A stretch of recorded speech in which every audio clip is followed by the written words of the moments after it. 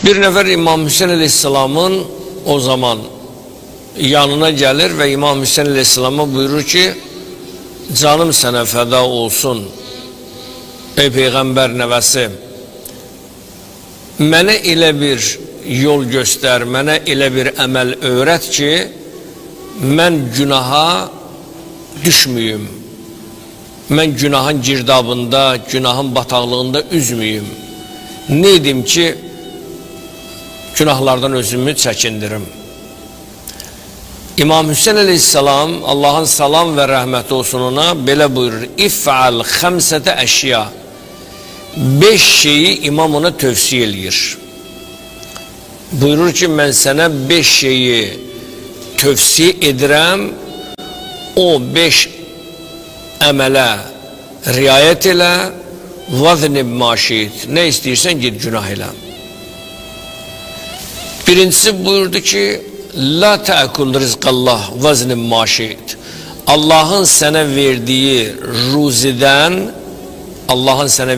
ruzidən, yemə, git günah elə. O dedi, ey Peyğəmbər balası, Allah'ın mənə verdiyi ruzidən qidalanmasam, yeməsəm, mən necə günah eləyəcəm? Mənim bədənimdə can və bədənimdə qüdrət qalmaz.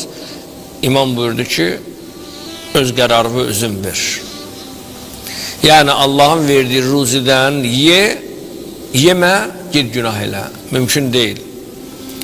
İkincisi, uxruc min vilayətillah. Allah'ın yerinin, ərazisinin üzərindən xaric ol. Yəni harada yaşayırsansə, o məkan, şərait, zaman hamısı Allah'a məxsusdur. Onda gərək Allah'ın yerindən, yerin üzərindən və göyün altından çıxasan. Sonra gedinə qədər istəyirsən günah elə. Dedi ki, hara getsəm, hansı məkana, hansı ölkəyə getsəm, o ölkə, o məkan hamısı Allah'ındır.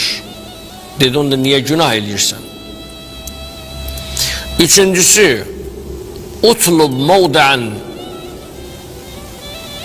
la yarakallah. Elə yerdə günah et ki, orada Allah səni görməsin. Dedi, bu da mümkün deyil. Hara getsək, Allah Teala bizi görəcək. Dedi, o yerdə günah et ki, Allah səni görməsin. Sonra git günah elə. Dedi, mümkün deyil. Dördüncüsü, İzaca mələkəl maut, ölüm mələyi sənin canını almağa gələndə liyaqbid, hansı ki sənin canını alacaq ölüm mələyi, o zaman o ölümdən imtina et.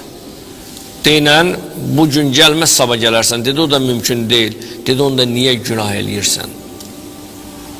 Sonra buyurur ki, İzə dəxələkə finnar, elə ki səni qəbrə və yaxud oda salandan sonra o oddan imtina et. Deyinə ki, mən cəhənnəm odundan xilas olub cənnətə gedmək istəyirəm. Dedi, o da mümkün deyil. Dedi, ay bədbəxt, niyə gedib günah eləyirsən?